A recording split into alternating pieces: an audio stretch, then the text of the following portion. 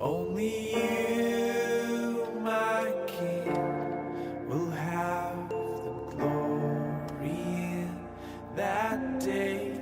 Every high and lofty thing that we have made will be brought to the ground.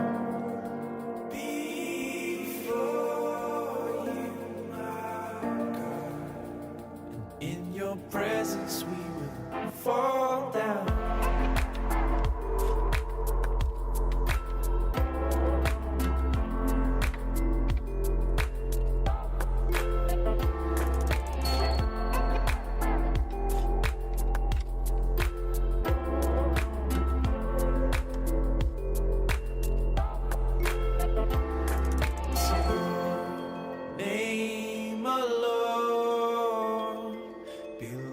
All the glory and all the honor to your name alone belongs. All the glory and all the honor to your name alone belongs. All the glory and all the honor to your name alone.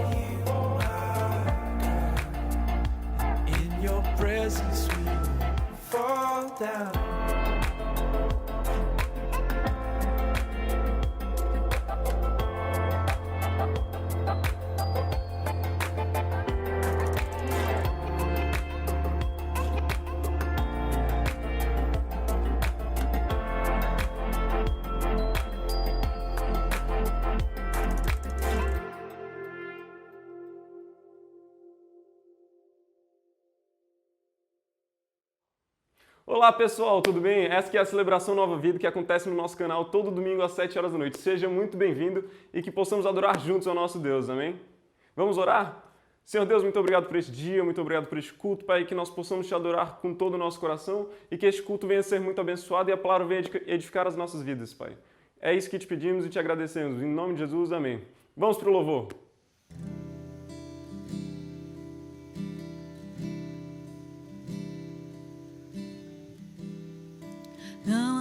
nada igual, não há nada melhor a que se compara a esperança viva,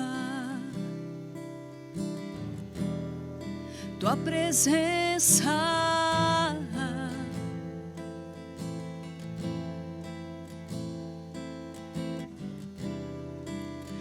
Provei e vi o mais doce amor que liberta meu ser, e a vergonha desfaz, toda a vergonha tu desfaz, tua presença.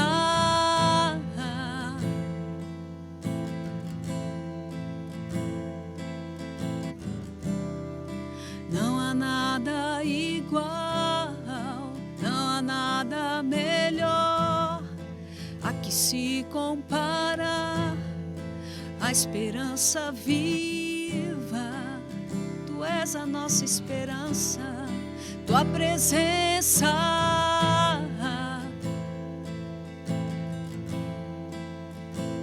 Eu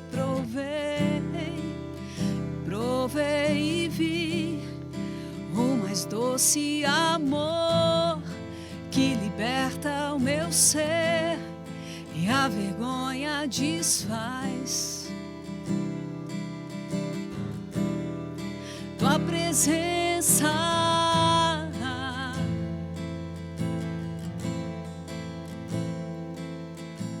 Santo Espírito, és bem-vindo aqui, vem inundar, encher este lugar.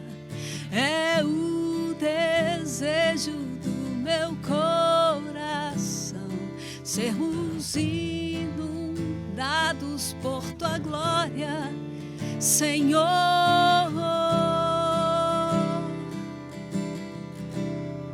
Tua presença.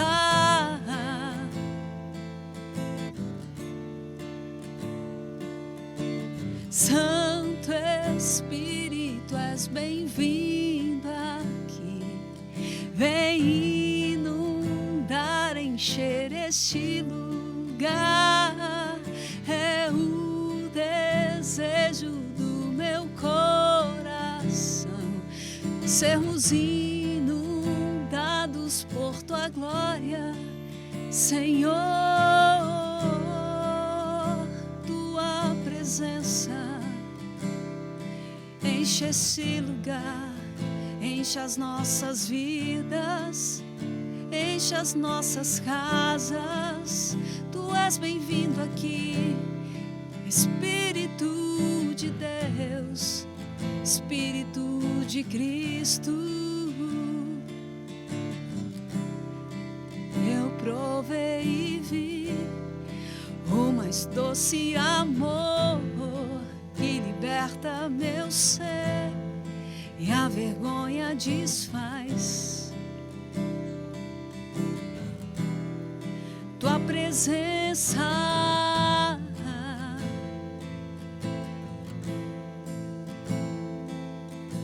Santo Espírito, és bem-vindo aqui, vem inundar, enche nossas vidas. É o desejo do meu coração sermos inundados por tua glória, Senhor.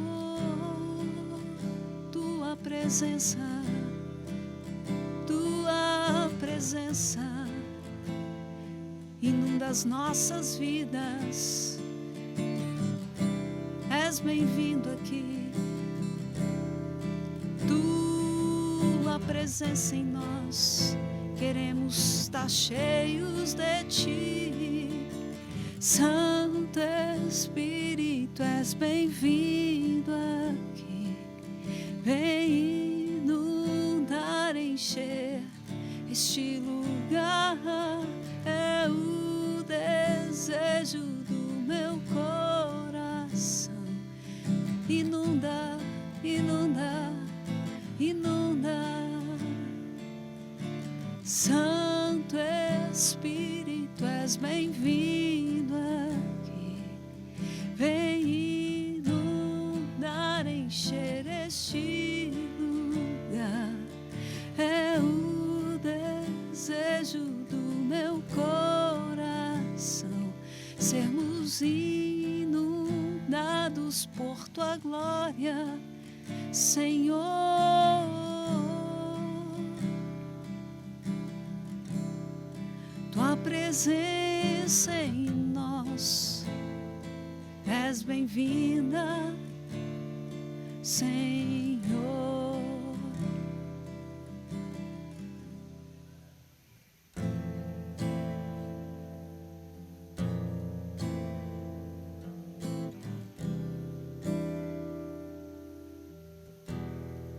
Tens liberdade aqui, Espírito de Deus, Espírito de Deus. Tens liberdade aqui, Espírito Santo, Espírito Santo. Tens liberdade aqui, Espírito de Deus, Espírito de Deus. Tens liberdade aqui, Espírito Santo. Eu sou tua casa, tua morada, eu sou teu lar. Mude as coisas de lugar, eu sou tua casa, tua morada, eu sou teu lar.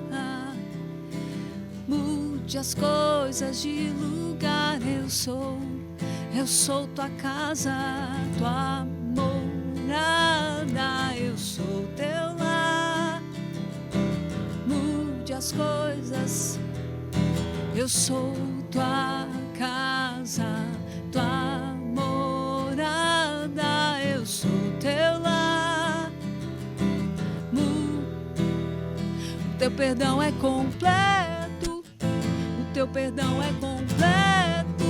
Ele sara minha alma, Ele sara minha alma.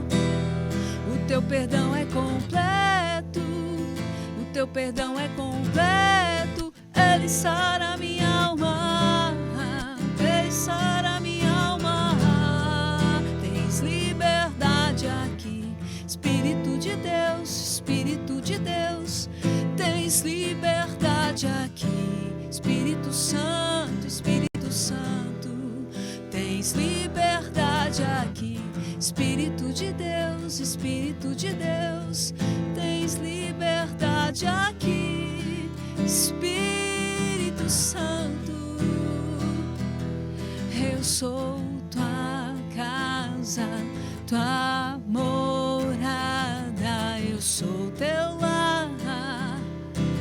Mude as coisas de lugar, eu sou tua casa, tua morada, eu sou teu lar. Mude as coisas de lugar, eu sou tua casa, tua morada, eu sou teu lar. Mude as coisas de lugar, eu sou. Mude as coisas de lugar. Mude as coisas de lugar, Senhor. O teu perdão é completo, o teu perdão é completo. Ele sara minha alma, Ele sara minha alma. O teu perdão é completo, o teu perdão é completo. Ele sara minha alma, Ele sara minha alma.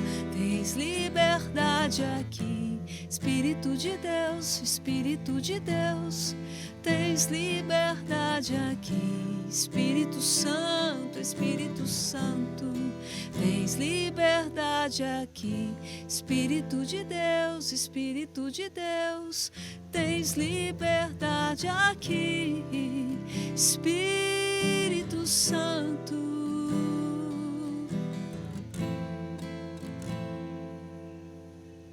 Queridos irmãos, louvado seja o nome do Senhor que tem nos sustentado e tem nos guardado e nos abençoado com toda sorte de bênçãos, bênçãos espirituais, bênçãos materiais.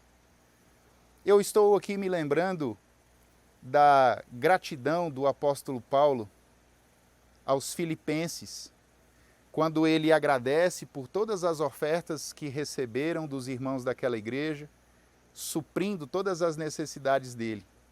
E interessante que nessa palavra de gratidão, o apóstolo Paulo manifesta o desejo de que o Senhor, com toda a sua riqueza e glória, os abençoasse, os suprisse em Cristo Jesus, suprisse todas as necessidades dos irmãos da igreja de Filipos.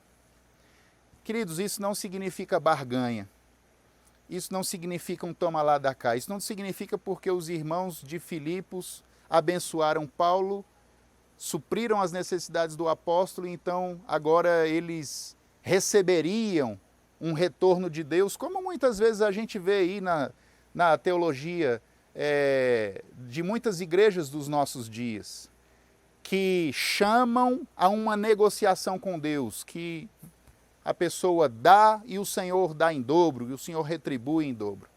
Na verdade não, a teologia do apóstolo Paulo é muito clara com relação a isso. Nós damos porque há no nosso coração intensa alegria em fazer isso. Nós damos porque reconhecemos que a igreja de Deus precisa continuar andando. Nós damos porque a igreja supre a necessidade de pastores, a necessidade de missionários. A igreja supre pessoas que trabalham, como Paulo era suprido no seu trabalho de pregação do Evangelho e era suprido por igrejas. Nós damos porque reconhecemos que Deus é bom e toda boa dádiva vem dele. Nós damos porque o nosso coração arde em alegria em fazer isso.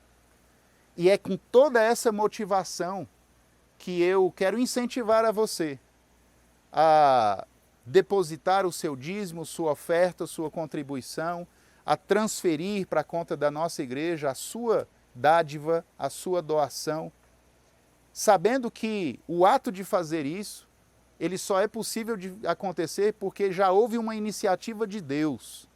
Não é a iniciativa nossa em direção a Deus, mas é a iniciativa de Deus em nosso coração para nos fazer ser generosos como Ele mesmo é. E fazendo isso, todos nós juntos, cada um dando a sua contribuição, os recursos necessários jamais vão faltar. Basta que cada um de nós estejamos sensíveis e gratos a Deus por todas as bênçãos que Ele tem dado. Então, querido, está aqui o número da conta, você está com acesso a esse número nesse exato momento. Então você faça a sua anotação, anote os dados da conta, faça a sua transferência, faça o seu depósito e certamente, segundo a teologia de Paulo, o Senhor abençoa sim, apesar de não ser uma barganha, mas existe uma bênção de Deus sim. Aquele que semeia com alegria, com generosidade, certamente colherá. Isso é bênção de Deus. Que Deus abençoe você, em nome de Jesus. Vamos orar nesse momento?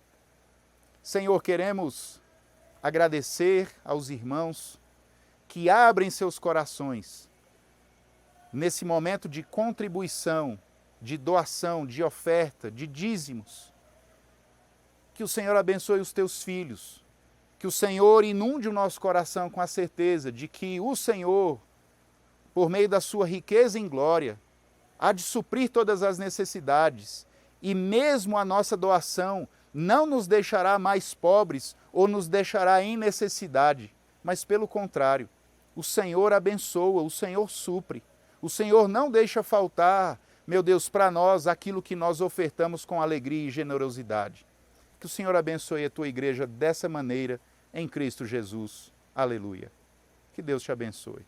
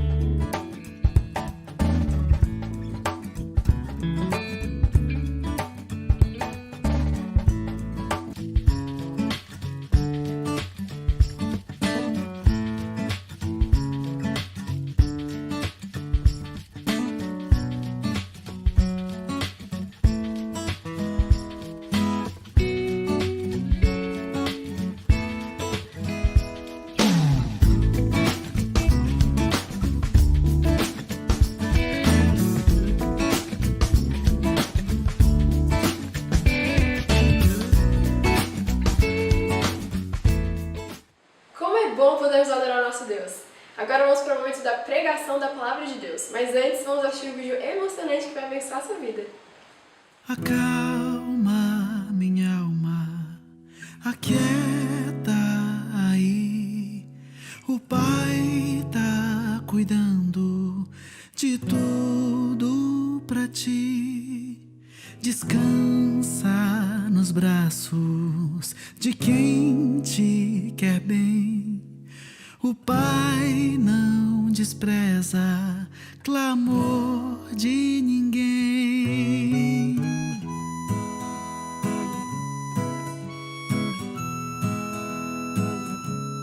Bem aqui no meu coração, sinto às vezes como um turbilhão que me ataca e joga no chão toda a esperança que restou. E então olho em volta e me sinto só, mesmo havendo gente ao meu redor, e percebo que o lugar melhor é ficar juntinho de quem é maior.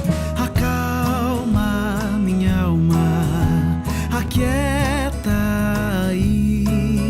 O Pai tá cuidando de tudo pra ti.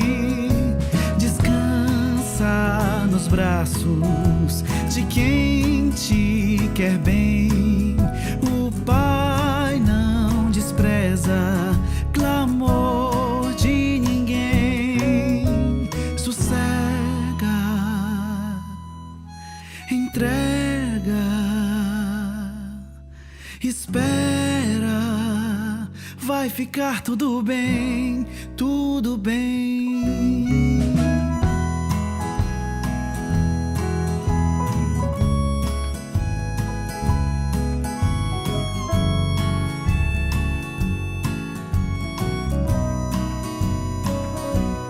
Bem aqui no meu coração já não sinto aquele turbilhão, e no chão só vou me prostrar, porque minha alma quer lhe adorar.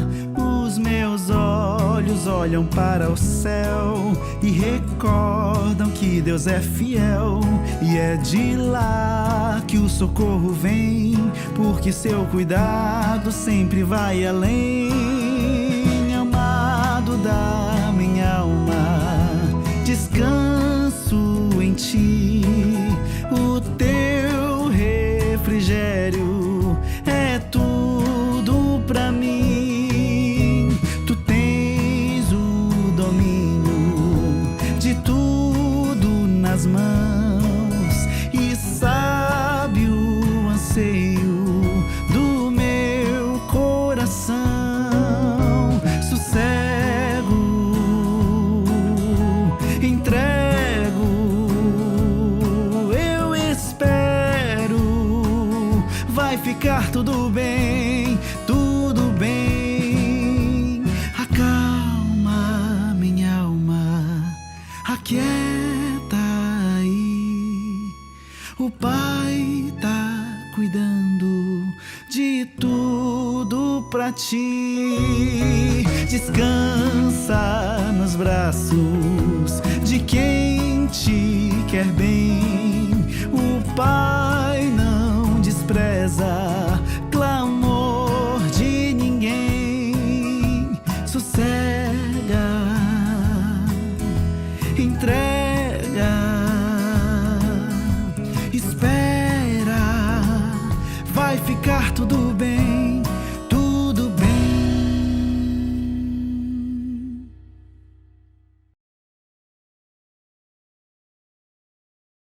Olá, queridos, essa é a celebração Nova Vida. Obrigado pela sua presença, obrigado pela sua participação.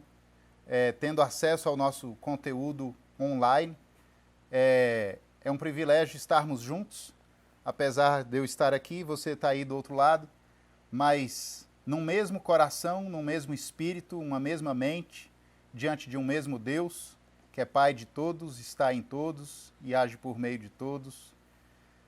Obrigado pela sua presença, obrigado por essa oportunidade para compartilharmos nesse momento a palavra de Deus. E eu quero convidar você a abrir sua Bíblia no Evangelho de João, capítulo 11, verso 35.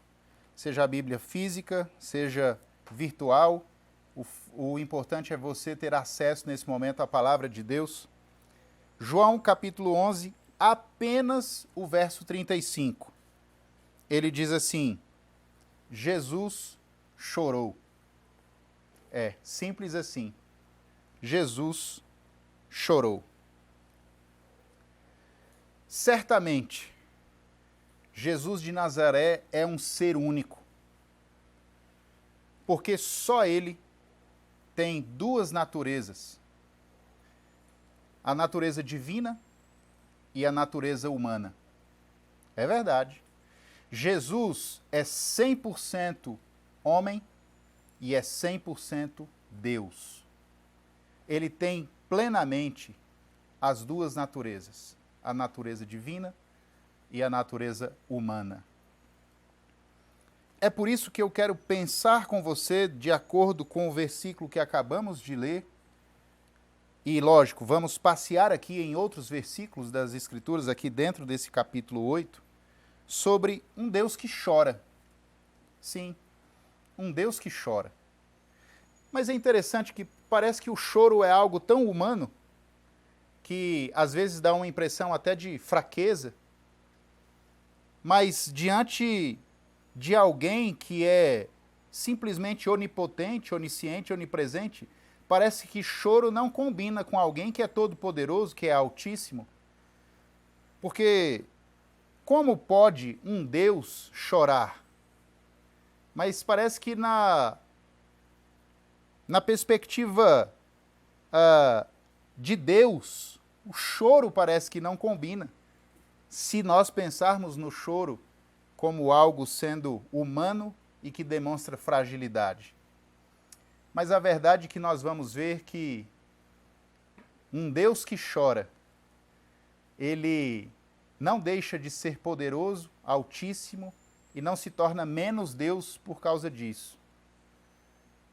Na verdade, ele mostra e prova que continua sendo Deus e, ao mesmo tempo, nos dando uma verdadeira lição de como ser gente. Um Deus que chora. Nós vamos perceber que um Deus que chora, mas ele tem domínio sobre o tempo.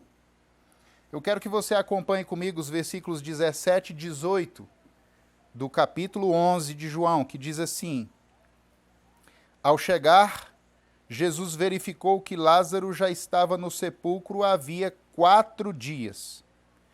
Betânia distava cerca de 3 quilômetros de Jerusalém. Quando a gente olha o início do capítulo 11, a gente percebe que Jesus e seus discípulos recebem a mensagem: olha, as irmãs de Lázaro, Marta e Maria, mandam te chamar.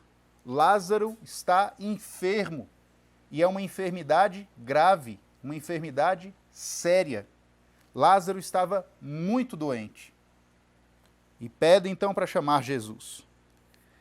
Só que é interessante que Jesus tinha todas as condições de sair de Jerusalém, onde ele estava, e chegar no povoado de Betânia em menos de 1 hora, facilmente, porque o versículo 18 nos traz a informação de que Betânia estava a 3 quilômetros de Jerusalém, que era o lugar onde Jesus estava.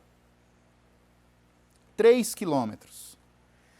3 quilômetros é uma distância que é fácil de ser percorrida em 45 minutos. 45 minutos, fácil, esses 3 quilômetros. Contudo, estando a apenas 3 quilômetros de distância, Jesus se demora 4 dias. 4 dias. Ao receber a notícia, ele sequer saiu do lugar onde estava durante 2 dias.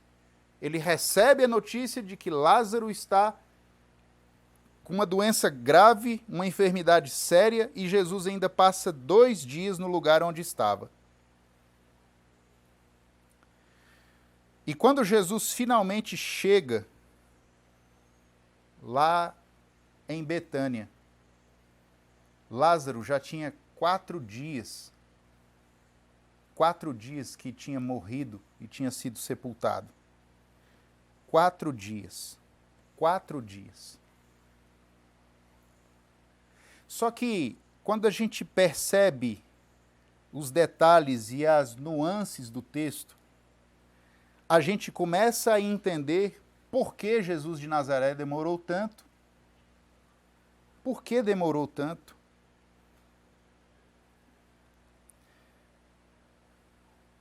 Ele demorou tanto que quando ele finalmente chega, você vai perceber dentro do texto que ele tem um encontro com uma das irmãs e nesse encontro ela diz angustiada, chorosa, desesperada: Senhor, se o Senhor estivesse aqui, meu irmão não teria morrido. Quando mais na frente um pouco, nos versículos adiante, a outra irmã que também se encontra com ele, diz a mesma coisa: Senhor, se o Senhor estivesse aqui, meu irmão não teria morrido.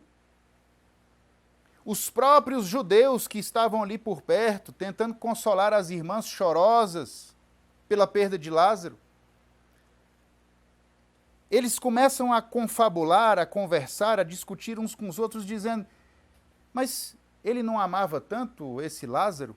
Não poderia ter ele curado? Afinal de contas, esse cara já curou cego, já fez coxo andar, já fez tantos milagres. Será que não poderia ter curado Lázaro?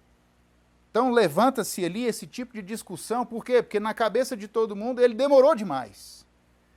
Ele demorou demais.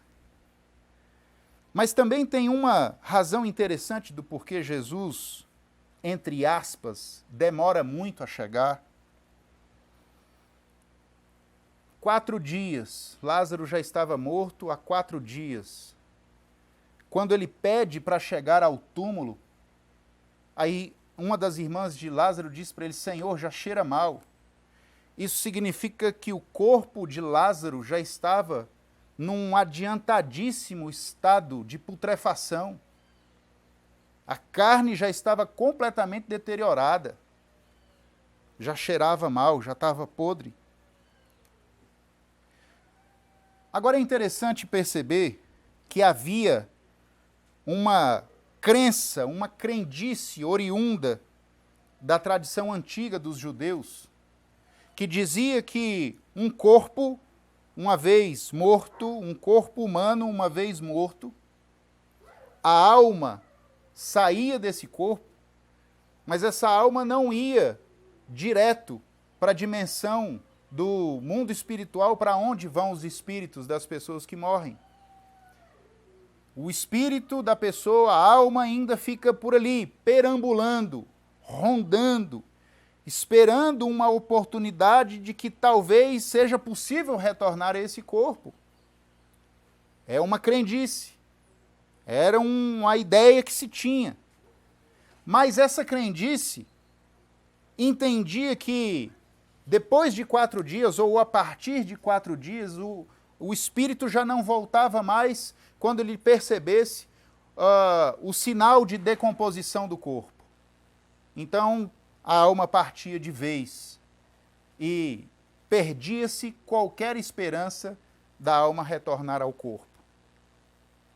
Dentro dessa perspectiva, dessa crendice que havia nesse tempo, realmente os judeus que estavam ali, todos ao redor, que entendiam que havia essa crença ou que criam nisso, já tinham certamente perdido as esperanças de que essa alma que estivesse perambulando voltasse ao corpo.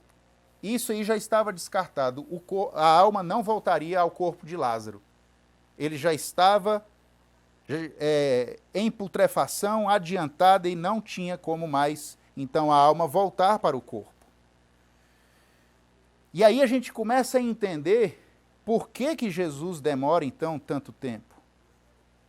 A gente vê lá no versículo 4 também por que Jesus demora. porque Ele quer que seja mais evidente, ainda mais evidente, a glória de Deus.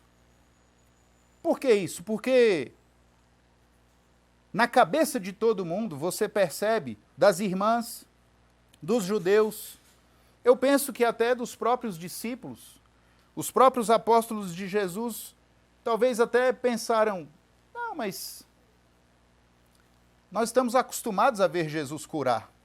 Se ele vai lá, ele vai curar Lázaro. Está tudo certo.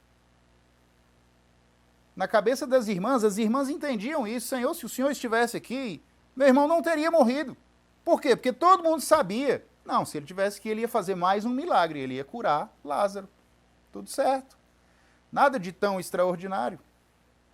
Mas o versículo 4 do capítulo 11 nos mostra que essa demora tem uma razão. A manifestação futura da glória de Deus. A manifestação futura da glória de Deus. Para que a glória de Deus seja ainda mais evidente do que se fosse pela cura. Sim, se a cura acontecesse, seria extraordinário, seria glorioso, com certeza. Mas a glória de Deus não seria tão evidente como o que Jesus tinha em mente proporcionar através do ato extraordinário de ressuscitar Lázaro, que foi o que aconteceu mais à frente. Então a gente vai percebendo nos detalhes do texto por que acontece essa demora. Essa demora acontece porque o Senhor, esse homem, que é 100% homem e é 100% Deus, ele tem o controle do tempo absolutamente nas suas mãos. E ele não tem o controle só do kairos. Sabe o que é isso? Kairos e cronos. Kairos e cronos. Cronos é uma palavra que tem a ver com o tempo cronológico. O tempo cronológico, 1 minuto, 30 minutos, 1 hora, 24 horas, um dia, uma semana, um ano, uma década. Tempo. Hora, minuto, segundo. Esse é o tempo cronológico, o tempo cronos. Mas existe um outro tempo que está fora de nós, que é o tempo kairos.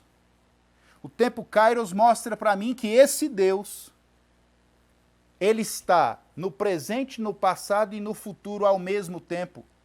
Ele não está preso no cronos, porque ele é Senhor do kairos.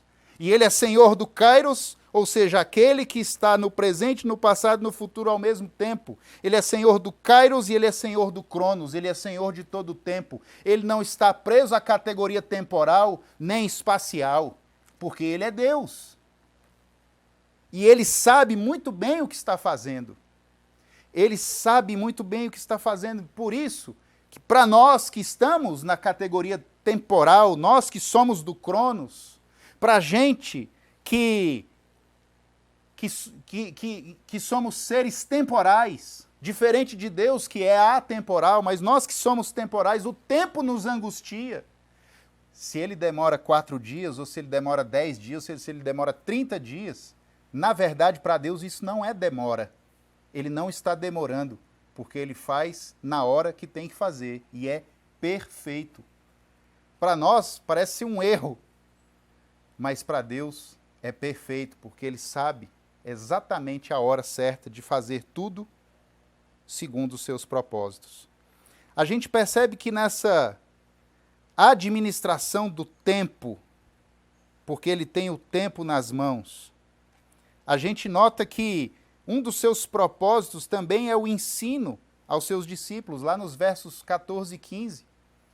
Jesus chega a dizer para os discípulos dele que se alegrava de não estar lá em Betânia, porque o desejo do Senhor Jesus era que os seus discípulos crescem nele. Então fazia parte dos propósitos dele essa demora, para que os discípulos dele vissem o que ele estava pronto para fazer, o que ele estava preparando para fazer. Ele é o Deus que chora, contudo, não está limitado ao tempo. Talvez o tempo está passando para nós, e como está de fato? Nós estamos presos no tempo, nós somos temporais. O tempo para nós está passando. E isso nos angustia, porque o tempo está passando e não estamos vendo uma cura acontecer. O tempo está passando e não estamos vendo aquela aprovação naquele concurso ou naquele vestibular que a gente tanto almeja. Talvez o casamento para os solteiros, o tempo está passando e ainda não apareceu o príncipe encantado ou a princesa. O tempo está passando. O tempo está passando e a gente está vendo uma coisa ainda não acontecer. A mesma angústia que sofreu certamente Marta e Maria, o tempo estava passando. O irmão cada vez mais doente, o tempo passando e Jesus não chegava. Era menos de 1 hora de caminhada, mas durou 4 dias. 4 dias. Imagine a angústia dessas mulheres. Mas eu quero dizer para você, o Senhor nunca chega atrasado. Para nós parece uma eternidade, parece que está demorando demais. Mas sua hora é perfeita. Sua hora é perfeita. Ele jamais erra nos seus propósitos, jamais falha nos seus planos. Algo parece demorado, querido, é aquela conversão que não acontece do seu esposo, da sua esposa, de um filho, que há anos e anos, algumas pessoas há décadas, orando pela conversão de alguém, de um ente querido, e essa conversão não acontece. E aí a gente se angustia porque o tempo está passando. Mas calma. Calma. O Senhor jamais chega atrasado. Sua hora é perfeita. Esse Deus que chora, ele tem total domínio sobre o tempo. E esse Deus que chora se envolve com as nossas dores. É interessante isso. Primeiro a gente viu que um Deus todo-poderoso, ele chora, que é algo tão humano. E também parece ser algo tão humano, alguém que se envolve com as dores de outras pessoas. Acompanhe comigo o versículo 33. O verso 33 diz o seguinte: ao ver chorando Maria e os judeus que a acompanhavam, Jesus agitou-se no espírito e perturbou-se. Agitou-se no espírito e perturbou-se. Na verdade, parece ser intrigante essa informação do verso 33. Jesus já sabia, ele já tinha tanta consciência do que ele ia fazer, então por que ele se agita? Por que ele se perturba? Alguns teólogos chegam a fazer uma comparação desse estado de perturbação que Jesus apresenta aqui à agonia do Getsêmani. Você se lembra? Quando ele estava lá no Getsêmani, prestes a ser preso, quando o texto diz que ele sente as angústias, a agonia espiritual já pesava sobre ele, a dor espiritual de assumir o pecado de toda a humanidade sobre si, e ele se afasta dos seus discípulos. E o nível de estresse é tão grande que ele chega a suar sangue. Pois alguns comentaristas, alguns teólogos chegam a comparar aquela agonia do Getsêmani com esse estado que Jesus apresenta aqui. Ele se agita no seu espírito, ele se compadece ao ver chorando Maria e os judeus. Jesus agitou-se no espírito e perturbou-se. Um nível de agonia, de estresse, um nível de dor, de tensão. Mas ele sabia o que ia fazer. Sabe o que é isso? Jesus não está fazendo teatrinho. É porque ele tem a capacidade de se envolver com a dor do outro, mesmo sabendo exatamente o que estava para fazer, mesmo tendo o domínio, o controle de cada situação que está ali diante dele. Ele tem a capacidade de se envolver com a fragilidade do outro. E essa capacidade de se envolver com a fragilidade do outro é tão grande, tão intensa, que ele se agita, que ele se comove, que ele se perturba, que ele se agita. Ele sente a agonia daquela gente, ele sente o choro daquela gente, ele sente a dor daquela gente, ele sente a comoção daquela gente. Por quê? Porque mesmo sendo Deus, ele se coloca e se apresenta como gente. Ele não se apresenta como um super-homem, ele não se apresenta como uma fortaleza imbatível, ele não se apresenta como uma coluna que não pode ser removida, não, ele se apresenta como gente.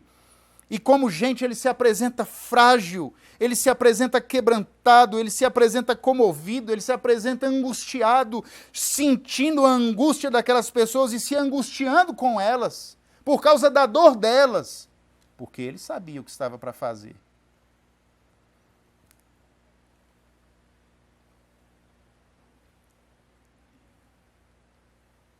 Ele sabia o que estava para fazer. Ele sabia o que ia fazer. Claro, ele é Deus-homem. Ele é homem-Deus. E como Deus, ele é onisciente. Ele tem plena ciência, até mesmo do futuro. Ele sabia o que ia fazer.